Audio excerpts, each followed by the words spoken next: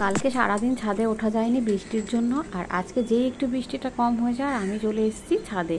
তো এসে আমি সোজা চলে যাব চিলেকোঠায়। তো চিলেকোঠার সিঁড়ির পাশ দিয়ে যে গাছগুলো লাগানো আছে কি সুন্দর রঙের ফুল ফুটেছে দেখুন পর্তুলিকার। আর এদিকে দেখুন যেমন শিম গাছের গ্রোথ হয়েছে তেমনি কিন্তু আমার তরুলতার গাছগুলো, তার সাথে অপরাজিতা। তো এই গাছগুলো কিন্তু প্রচণ্ড পরিমাণে বেড়েছে, আর অপরাজিতার গাছে কিন্তু প্রচুর ফুল হচ্ছে। তবে দুদিন ধরে বৃষ্টির জন্য আমি কিন্তু কোনো রকম শ্যুট নিতে পারছি না বা ভিডিও করতে পারছি না। আর একদম সকালবেলা এসে যেহেতু ঠাকুরের ফুল আমার তুলে নেওয়া হয়ে যায়, তো বেশিরভাগ ফুলটাই কিন্তু আমি একদম সকালবেলায় তুলে নিয়েছি। তো এবারে হচ্ছে প্রচণ্ড বৃষ্টিতে ছাদ বাগানে যেহেতু কোনো কাজ করার নেই, তো কি কি কাজ করতে পারি এই বৃষ্টি চলাকালীন সেটাই কিন্তু আজকে আপনাদের সঙ্গে শেয়ার করব।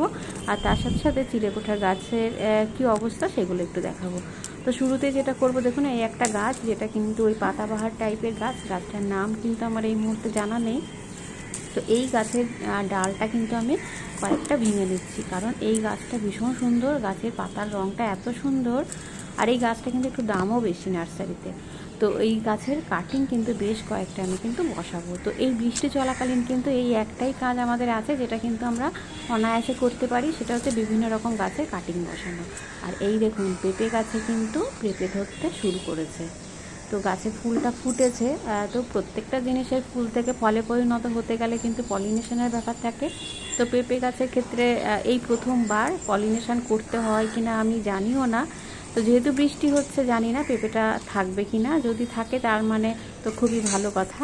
আর এবারে চলে এসেছি হচ্ছে এই দেখুন, এসে দেখছি দুদিন আমি চিলেকোঠায় উঠতে পারিনি, এসে দেখছি ড্রাগন ফলটা একদম পেকে গেছে। তবে আজকে তুলব না, বৃষ্টিটা থেমে গেলে তারপর যদি দেখি যে গাছের ফলটা ঠিকঠাক আছে তাহলে দুদিন রেখে দিয়ে যে রোদ উঠবে তারপরে কিন্তু আমি ফলটা তুলব। আর ফুটি গাছেও দেখুন বেশ কয়েকটা ফুটি ধরেছে। আর ড্রাগন ফলটা এই কারণে তুলব না, কারণ এখন যদি এটা তুলে নিই একদম মিষ্টি কিন্তু থাকবেই না, মানে যেহেতু প্রচুর বৃষ্টি হচ্ছে একদম পানসে খেতে হবে। তো সেই জন্য চেষ্টা করব বৃষ্টিটা থেমে যাওয়ার পরে ড্রাগন ফলটা তুলে নেওয়ার। আর গাছে রয়েছে আরও একটি ড্রাগন ফল যেটা কিন্তু এখনও পাকেনি, ওটা কয়েকদিন টাইম লাগবে। তো এসে দেখছি যে এইটা এরকমভাবে পেকে গেছে, আর একদম না মানে একটু নাড়া লাগলেই মনে হচ্ছে ড্রাগন ফলটা হাতে চলে আসবে। তো কিছু করার নেই, এই অবস্থাতেই রেখে দিলাম। আরও সুন্দর রং হবে তখন কিন্তু এটা আমি তুলে নেব। আর এই যে এদিকে রয়েছে আরও একটা যেটা কিন্তু এখনও পাকতে হয়তো আর কয়েকটা দিন টাইম লাগবে। তো এবছরের প্রথম ড্রাগন ফল কিন্তু ছাদ বাগানে। তো আরও বেশ প্রচুর ফুল এসেছিলো, তবে প্রচুর ফুল কিন্তু ঝরে গেছে।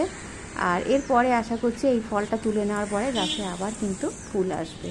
আর এদিকে দেখুন গাঁদা ফুলের গাছের কী গ্রোথ দেখুন। তো এগুলো কিন্তু বীজ থেকে হয়েছে সব।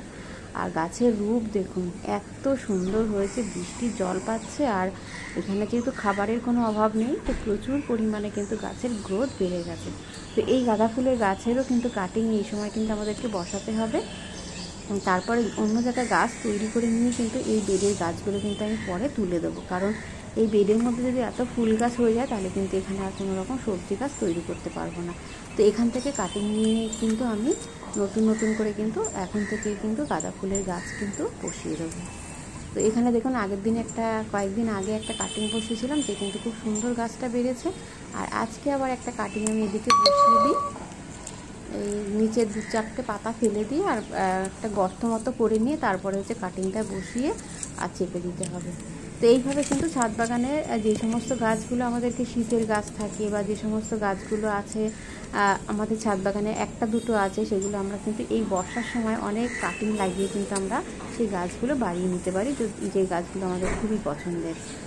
আর অবশ্যই যেই গাছগুলো একটু কম তৈরি হয়, তো এই বর্ষার সময় কিন্তু আমাদেরকে একটু বেশি করে যদি আমরা ডাল বসাই তাহলে কিন্তু সেই ডাল থেকে কিন্তু একটা না একটা চারা কিন্তু ঠিক হয়ে যাবে। তো আমার ছাদ বাগানে কিন্তু প্রচুর গাছ আমি তৈরি করি যেটা কিন্তু কাটিং থেকে বা ডাল থেকে।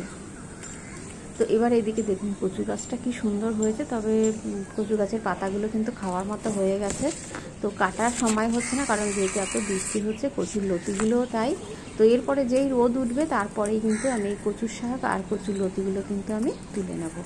তো এবার হচ্ছে যে কাটিংগুলো আমি নিয়েছি সেই কাটিংটা কোথায় বসাবো। এই দেখুন পুরনো একটা টব রয়েছে যার মধ্যে নয়নতারা গাছ ছিল, সেই নয়নতারা গাছটা কিন্তু বৃষ্টির জলে খারাপ হয়ে যাচ্ছে। তো টবের মধ্যে অনেকটা ফাঁকা জায়গা আছে, সেখানেই এই ডালগুলো আমি বসিয়ে দিচ্ছি। তো এইভাবে যদি আমরা গাছ ডাল থেকে চারা তৈরি করতে চাই, আমাদেরকে কিন্তু একটু বেশি পরিমাণে ডাল বসাতে হবে, তার মধ্যে থেকে কিন্তু একটা দুটো গাছ কিন্তু ঠিক তৈরি হয়ে যাবে। তো আপনারাও কিন্তু এই বর্ষার সময় বা প্রচুর বৃষ্টি চলছে এই সময় একটু বালিযুক্ত মাটিতে কিন্তু কাটিংগুলো আমাদেরকে বসাতে হবে। চাইলে কিন্তু বালিতেও বসানো যায়, তবে যে আমি যেটা দেখেছি ছাদের উপরে কতটা টেম্পারেচার থাকে তার উপরে যেহেতু অনেকটা নির্ভর করে, তো একটু বালিযুক্ত মাটি হলে কিন্তু সবথেকে ভালো হয়।